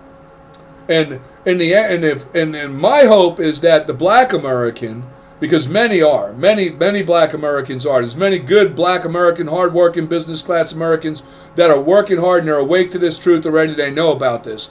But I think of that, among the black community in America itself, of black Americans, the majority are not. And should something go wrong, should a civil war occur, there's going to be a lot of innocent, out of ignorance people harmed and killed because they simply did not know the truth. And if they were to wake up to the truth, which is my goal before that war comes, is to wake you up to the truth. Because that way there, we can have what America was intended to be, a nation of one people, of all equal, of which it once was on the way to go. The only thing that's upset it, divided it, and caused it to not happen was the Democrats. And sadly, out of ignorance, that's who the majority of the black Americans are supporting right now, is the Democrats, out of pure ignorance. And when you see people like Maxine Waters, Farrakhan, go watch my movie on the lies of the Nation of Islam and you'll realize these people are sellout, disgraceful, no different than what we have in our party, the Bush family, right? You look at them, disgraceful, no good, treasonous scumbag traitors who played Republicans for all those years, when in truth they were nothing but rhinos, right? Nothing but racist, no good, disgusting, criminal, corrupt fucking rhinos. Excuse my, I try not to curse, but, they get away with it. They got away with it, and they still get away with it to this day. And it's just, it irks me when I see them and I realize what damage and harm and how many millions of Americans have been deprived their pursuit of happiness and freedom because of these worthless, disgraceful, inhumane, evil, disgusting Democrats, including the Bushes, who claim to be Republicans, but they're not. And then you also had you got like Hanoi Jane, another one, who's, in the manipulation that's happened over throughout history. John McCain, another rhino. And we have them all right now. We just seen in the last election how many rhinos. Because you know what? When you read the truth of the things that the FBI filed under Hoover going into the 1960s, you realize this was their goal. They had planned to have Democrats play Republicans to take position in the opposition party of the Republican Party to give themselves a voice on the oppositional side. And the other part of it, the problem we have today, is most of the Republican elected officials, outside of people like Marjorie Greene, that little girl today is incredible. She's the only, I feel, one of the strongest positions of what is a true American. Though she has some quirks about her as well, she doesn't seem to be fully aware of some things I have. Nobody's perfect. I'm not perfect. And there's some things, though, I would like to talk with her about. But, if that ever comes to be, it comes to be. But other than that, she's a true American fighting for the true American way. And it's very hard and sad to see her all alone, because the majority of Republicans have elected right now are nothing but a bunch of ass or worthless attorneys who don't give a damn about nothing, don't know anything of the history I'm talking about, don't care nothing but for that big high-paid free welfare check every month that they get being on high-paid elected positions, because they're all failed anyway. They're failed, and they didn't have what it takes to start their own law firms. They didn't have what it takes to get with a firm, so their only option was high-paid elected position with the government, and that's what they took. And really, they just sit on a worthless, like she's even exposing right now, little Marjorie Greene. These people don't even show up to vote. They don't even give a damn, and that's why the Democrats are getting away with what they're getting away with, because the Republicans sit on their worthless asses doing absolutely nothing, while the Democrats, all all I got to do is stack 20, 25, 30 people to vote, and there's only 5 Republicans going to vote against it, and of course the Democrats know they're going to win, and that's how they keep passing all this legislation, because most of the Republicans are worthless, no good, lazy asses who sit home and do absolutely nothing. It's disgraceful. But that's the situation we're facing right now in this country. That, combined with that of an ignorant mass majority of the black population being totally oblivious and ignorant to the reality of the evil of the Democratic Party, and they're voting for the Democratic Party, allowing the Democratic Party to have full complicit control over them. It's just disgraceful. Plus, with the corruption, I don't care what anybody says. Like you take, for instance, in Baltimore, Kim Klacik won Baltimore. I ain't buying it. I ain't buying that guy won Baltimore. There's no damn way that guy won Baltimore. Kim Klacik had an unprecedented, never before like seen public support in Baltimore. And she lost. They stole that election because that guy never even did a public appearance, never even did a campaign rally, never even talked to the people. But yet he won by a landslide. Cut me a goddamn break, please. It's a disgrace what's going on. It's just a disgrace what's going on in this country. But like I say here, New York's Planned Parenthood will remove founder's name over her views on eugenics. Now, this is another thing. Throughout the last 100 years, the Democrats have been slowly, like we see, starting with FDR, going even into Lyndon B. Johnson, they've been masking who they really are. Today, the majority of the black Americans have no idea who they are, and this is how they're doing it. You see, now they got the blacks riling up to go and want to have all the Confederate monuments removed. And the ignorance of the black people wanting to do this don't even realize that the Confederate monuments they're removing are freaking Democrats. It was the Democratic Party who was the Confederate slave states. Talk about ignorance, right? You know how funny it is to the Democrats that they got you, the black community, all in an uprising, rioting and looting and everything, and destroying property and out rioting and beating up and destroying neighborhoods and all to get Confederate statues removed. And they're laughing because you know what? You're Democrats and you don't even realize you're removing Democratic patriots of the Confederate slave states of the Democratic Party. That's right. Every Confederate image is a Democrat. Because the Democrats who founded the Confederate slave states. The Confederate flag represents the Democratic Party.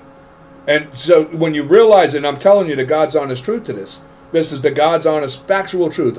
There's a comment box below if you think you can disprove me. I'd love to see anybody disprove me. I really would. I'd love to see it. But I'm telling you, black America, think about that. I want you to think about that. Think of what a fool you look like. Ripping down Confederate flags and ripping down Confederate monuments while you're in the Confederate Democratic Party. How ignorant is that? Tell me. Think about it. But anyway, like I say right here, you see them doing it. And they're doing this to try and hide the truth of the Democratic Party and the truth of their past. And this is evident within a lot of things. Removal of statues of Margaret Sanger, Planned Parenthood founder, tied to eugenics and racism. Well, of course, I know that, and right now these people act like this is something new, only recently discovered. Anybody who's a real American of true Republican values knows the truth of the evil, no good, complicit, racist, scumbag Democrats, and that this has been going on for a long time. The facts are there, which I just showed you. They're unprecedented. The facts unquestionable. Progressive and abortion. This is something I'd like to say, too. This was something with Margaret Sanger was praised by the Nazi Party of Hitler with his whole idea of the extermination of the Jews. They really admired the idea of the Democratic parties with Planned Parenthood and their eugenics and abortion and birth control. They were going to implement the same thing with other what they considered inferior races. So as we see, Sanger's name to be dropped from New York City clinic over eugenics. You know, it's amazing. The thing that nobody's saying here is that Margaret Sanger was the face of the Democratic Party all the way up to recent times. Like right now, the Planned Parenthood had donated, and just because they removed the name, you see, doesn't mean they're not really who they always were. You know, it's just disgraceful what is going on. I'm looking for something here to try and, you know, it's just the history, like as I go through this is amazing. How it's so self-evident, but yet people are so blind to the reality. Well, anyway, let me get back to... And as you see here, I'm going to include these links, because these links right here, even as they cancel each other, progressives continue to downplay their movements and racial past. You notice what they're saying here? Look at this. Even as they cancel each other, progressives continue to downplay their movement and racist past. Progressive. So now progressive is the new word to mask Democrat. You understand that these are Democrats, right? Woodrow Wilson was the Democratic president. Margaret Sanger was supported by Woodrow Wilson, FDR, and all Democrats up to this current day. As you know, with all of them, you know, Hillary Clinton, Bill Clinton, Joe Biden right now, you know, all the Democrats support Planned Parenthood to the max right now today. And I think any Democrat knows that, right? You support Planned Parenthood. But here you see now they don't reference them as Democrats. This article here in the Independent Institute references them as progressives. You see how they're hiding? Do you not wake up to realize the reality of the gameplay here, that they use the media and the media is complicit with this? Because let me tell you something. Most of these media outlets and institutes as well, money, greed, power, the money and all are owned by the Democrats, are owned by the Ku Klux Klan leaders, this secret society. And you know what? It's sad to say, the God's honest truth is the founding of this country. They've always been the richest, wealthiest people because they're the most corrupt, evilest scumbags on the face of the earth, no different than the rest of the people. They take what they want. They're criminal. They're a criminal element. But as you can see here, I just wanted to point this out from this article I seen on the Independent with this article, because this came out last year in August. But I noticed last year is when they started doing this, and this is an agenda with them, that whenever something comes down the line now where it's a Democrat, it's associated to Democrat, that's involved with racism, suppression of black people, Jim Crow laws, whatever, to change it from Democrat to progressives. So that way there, nobody, you know, anybody reading this of the young posterity today, or the black community, they'd be like, oh, look at these progressives, must be like, because I heard this, the God's honest truth, right? I've done experiments with this right here, with people, and I said to them, what do you think about that? You know what, black people I know. And they said to me, oh, obviously the progressives are no different than the Republicans. And they have no idea the progressives are freaking Democrats. This is how stupid people are. It's like, you know, and it's not that they're stupid. And then some people, though, some that I spoke to, yeah, they're just plain out stupid.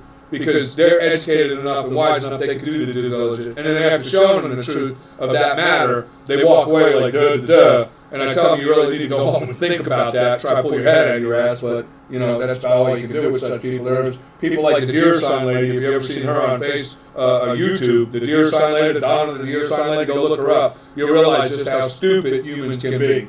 There's an example of how lacking in common sense. Hitler, the Ku Klux Klan, and Margaret Sanger. This is a story, again, as I said, it brings back to a tie together.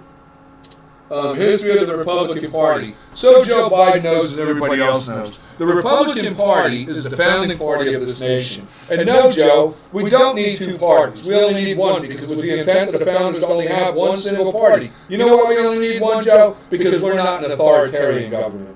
You see, you only need political parties in authoritarian, totalitarian, or monarchy regimes. You don't need one in a self-governing nation because our government has no real power or authority over that of the consented powers we the people give you. So there's no real political party supposed to be but that of a republic, and a republic is of the people. You see, we're a government of the people, for the people, by the people. And any kind of a political establishment of a multi-party system divides us, the people. Of which that's clear, that's the Democratic agenda. You guys have been doing this since the very beginning, dividing the nation. After all, it was you who came up with the second party, the Democrats, in 1828, right? To go ahead and cause a two-party system in this nation. Because the true first party was the only party that the Constitution consents to, a republic. Of a Republican form of government. That's all the Constitution consents to, Joe. And I know, you know, to you it's like the thing. You know, the thing, the Constitution, another thing, Joe, is the Constitution. And the Constitution follows on the founding documents of the Declaration of Independence, which you don't know, you know. You know, the thing you don't know. And this is the other thing you don't know is the Constitution. Here, let me show you, Joe. Let me just show you. Because like right here, we're going to listen to you again, Joe. To be self-evident. All men and women created by you know the thing. You see, you know the thing. Let me show you the thing, Joe. Here's the thing right here. It's called Article 4, Section 4, Joe.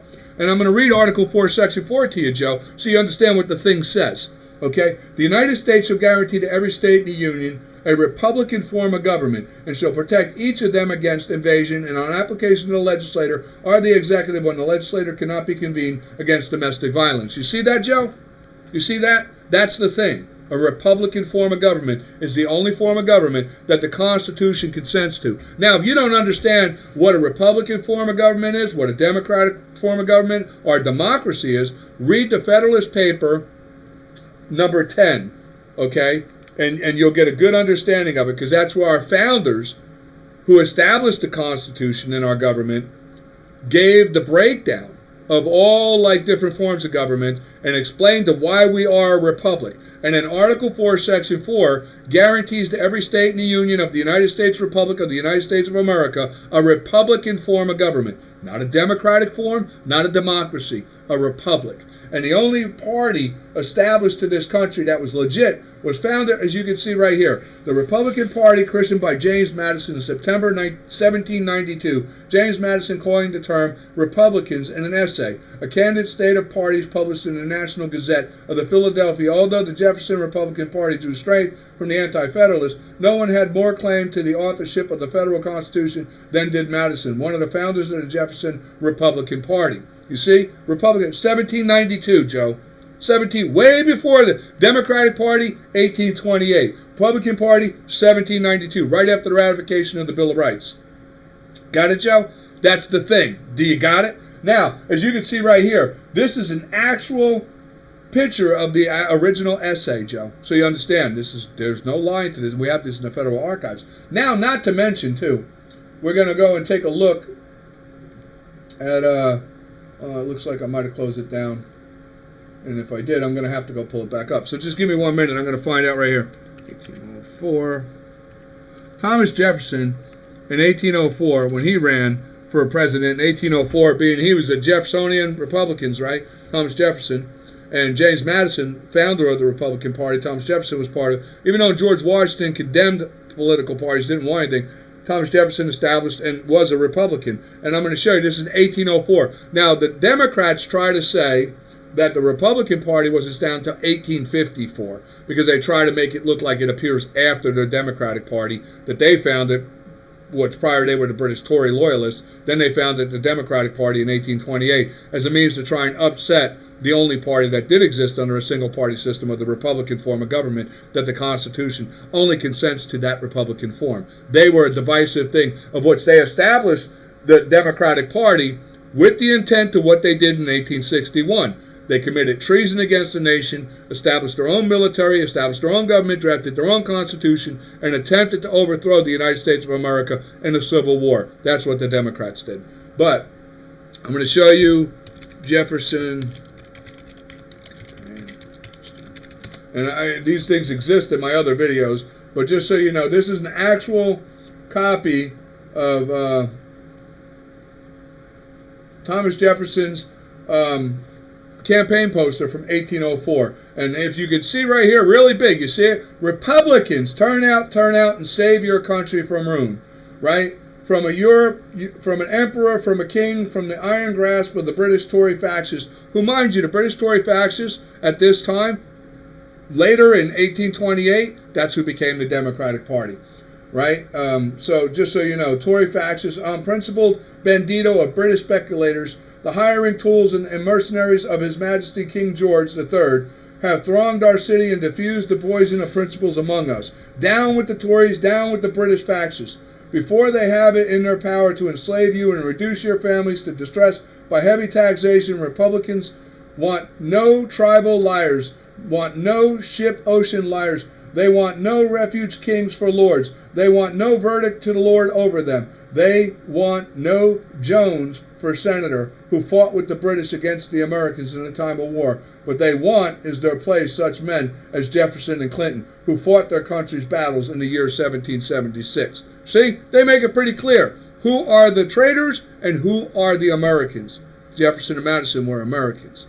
They were Republicans. They were of the great republic that Article 4, Section 4 of the United States Constitution only consents to a republican form of government. That was ratified in 1789. Okay, right after we had complete victory of the Civil War, the Revolutionary War, and we were laying claim to our nation, and after we had the essays done to where, James Madison, Hamilton, and whatever, they did the Federalist Papers, and we looked and considered all different forms of government. We concluded our government. We drafted our Constitution, of which James Madison considered the father of the Constitution. Thomas Jefferson took part in that. He took big part in the main part of the Bill of Rights, Thomas Jefferson. And then you see here, Thomas Jefferson makes it very clear he's a Republican. As we progress now into our 1900s, you're going to see, too, with the propaganda on the Woodrow Wilson and the rewriting of Jefferson's biography himself, where the Democrats wrote a biography on Jefferson, trying to associate him with their Democratic Party and claiming that he was not of the Republican Party, but of the Democratic Republican Party, of which, in all truth and honesty, in our founding time, no such party ever even existed. This, again, is nothing but a propagated lie by the Democrats. But, like I said, Joe Biden doesn't have a damn clue what this country's about, doesn't understand the Declaration of Independence, does not understand the Constitution of the United States. The guy's nothing but a babbling, friggin' no good, worthless liar, disgrace to this nation, and that's all he's ever been. And it's disgraceful when you look at the truth of who this guy is his whole life. Like I said, when I was a kid, they called him the transit pedophile. But on top of that, the plagiarism, the lying, the scaring. This guy's, for 50 years, he's done nothing for this country. Nothing. And right now, what we're looking at, like I say, when you consider from the time this guy gets in, Biden has overturned the Trump Muslim ban. Thanks, Biden. Now we got 12 dead Americans killed by Muslims right here on our own home ground. Thank you very much. I guess we should thank this guy, right? In the meanwhile, though, that's about all I got to say about that for today. That was my position on it. I just want to raise a position to where when you see Biden speaking about the Republican Party and he's trying to say that, look, the only thing that we have no Republican Party. And what people are saying and what true Americans are saying, we do need a real true American Party. We need a real American Party. We need real Americans to take their place. Because what we have right now in the Republican Party, outside of those like Marjorie Greene, is a bunch of worthless, ass-sitting, disgraceful, goddamn treasonous, no-good scumbag, lazy-ass attorneys who are in high-paid elected positions because their ass was failures at their own practice and firms, or there's no firm out there would even hire them. So their only choice, and they just sit on their worthless ass. And I'm sorry, that includes Ted Cruz and all the rest of them. Ted Cruz is another one, nothing but a hot bunch of talking friggin' airbag that has done shit real. I don't see any legislation being drafted by you, Ted Cruz, to back little Marjorie Greene's plans for any kind of impeachment or nothing. You know why? You're a suck-up to the Democrats just like the rest of you goddamn lazy, worthless-ass Republicans. Doing all you can. And Donald Trump, I'm sorry, you failed. You failed. If this was a real estate deal or anything related to business, that you would be calling yourself the worst disgraceful failure in the goddamn history, and that's what you are. You're the biggest goddamn coward-ass president in the goddamn history of this country. You failed. You went on, the American people trusted you, put you in place to do the right thing, to remove this criminal corruption, and you were in position where you had the American people, well over 1 million people, willing to put their lives on the line for this goddamn country to make sure that we could have stripped this country of all the criminal element and done the right thing to reestablish this government. But your coward ass decided to walk away and hand this nation right back over to the very criminal establishment you were elected to remove. And no matter what good you sit and brag about, Donald Trump, all you did is at this very moment being undone day by day, as if it never happened before. And we, the American people, are just as bad off as we were as if you never even freaking ran or existed. Because anything you've done, and they done ran your ass off with your tail between your legs like the goddamn coward you were. You're a loser. You lost. I don't care what anybody says. And I'm angry with you. Because you know what? I supported you vigorously. My family supported you vigorously. We all stood behind you. I've always admired you, even before you ran for president, as a great businessman. I can't take away from you. You're a great businessman. And I can't take away that what you did were great things. If they were sustainable, they would have been unmeasurable rewards for the American people. But because you're a coward ass who didn't have what it really takes to go through, you are no goddamn Abraham Lincoln. You're more up there like with Andrew Johnson, a goddamn coward who ran away rather than saving the nation. And I'll tell you what, I hope true Americans do rise up and do what needs to be done to secure this nation and hold this nation and maintain that of our true integrity as the American people for the sake of your children and grandchildren, of what your ass was too coward to do for your own goddamn sake and your own family. Because if we fail, believe me, one of those on the first list is going to be your family to these Islamic Muslims when they come in to invade this nation. Trust me. And the Chinese will back them up to the point to where they do the dirty work. But in the end, I don't have to tell you, you freaking know. You know who you are and what you did. And you know who's involved with it. And I'm telling you right now, you better hope for your family's sake, and I hope for your family's sake, because you failed, Donald Trump. You failed, and I'm very angry with you. I'm very, very angry with you, because you should have never ran. You should have never took the position if you weren't willing to go the full mile to save this country. And obviously, don't you ever, ever in front of me compare yourself to Abraham Lincoln, because that would be a disgrace to Abraham Lincoln. You are no goddamn Abraham Lincoln. You want to compare yourself to anybody, you compare yourself to that goddamn piece of shit, Andrew Johnson, because that's about what you did in the end. You stuck your tail between your legs, you walked out, and you handed us, the American people and our nation, right over to the goddamn criminal establishment that we elected you and put you in a powerful position. You commanded the world's biggest and strongest military. You had the world's largest armed militia behind you, and your ass cowered down and walked away. And right now you're still playing the games like you're going to run and whatever. And you ain't running nowhere, and you know you ain't running, because you know what? The Democrats already bitch slapped your ass around. And as far as right now, too, a lot of people are suspect you may have been in on the whole thing the whole goddamn time. Nobody really knows. But I don't believe that. I don't believe that, because I remember being younger and following you and your political views and the way you took. And as well, your father, Fred Trump, my uncle, had great respect for your father and his principles and values. So I don't believe that you were involved. But I do believe in the very end, you cowered down. You just cowered down. And with that, I'm going to leave off on the principal values of this, of what's on my next video. I want to touch on police violence, police, the way they're going, and the position of the American people, and what rights we should have in our defense, and also the issues that we need to face and consider really in the police. I'll be doing that in my next video. It's something that I've been, in my course of day-to-day business and travel, talking with people from all different diversified neighborhoods and communities, and getting the gist of what the real people of America see it as and what they think, and then looking at the real history in the matter as it progressed into where we are today. So we'll see that in the next video. And I do still I'm working on the start of the 1900s for the history video. Like I say, just like everybody, I got a life, so I can only do these things in my spare time. And believe me, putting together all this and doing it, learning this little fancy software to do what I do, and what have you, and getting all the links together and the history lined up and figuring out, and then I just ad-lib it as I go. I just get everything in line to how I want to go, and I just ad-lib it. So if I, ramble sometimes or whatever, it could be I'm just trying to get my bearings about me. Bear with me. I'm sure if you like the video, comment. If you get the gist, you got a question about something, comment. You want to debate something, comment. If you think I'm wrong, comment. If you agree with me and you got more evidence to support what I'm saying, put it below in the comment box. Let's all communicate and share this and get it out there, and let's really start having that American debate about the truth, because that's what it comes down to. We need to start making sure we know the truth, and we need to start making sure the American people and the American posterity, that of our youth, know the truth, and that of the black community know the truth. We need to face the truth. Thank you all for watching my video. I'll see you guys next time I make my next video. And have a great Sunday for the rest of this weekend and what's left of it. I'll see you next time. Thank you again if you took the time to watch my video to the very end. See you next time.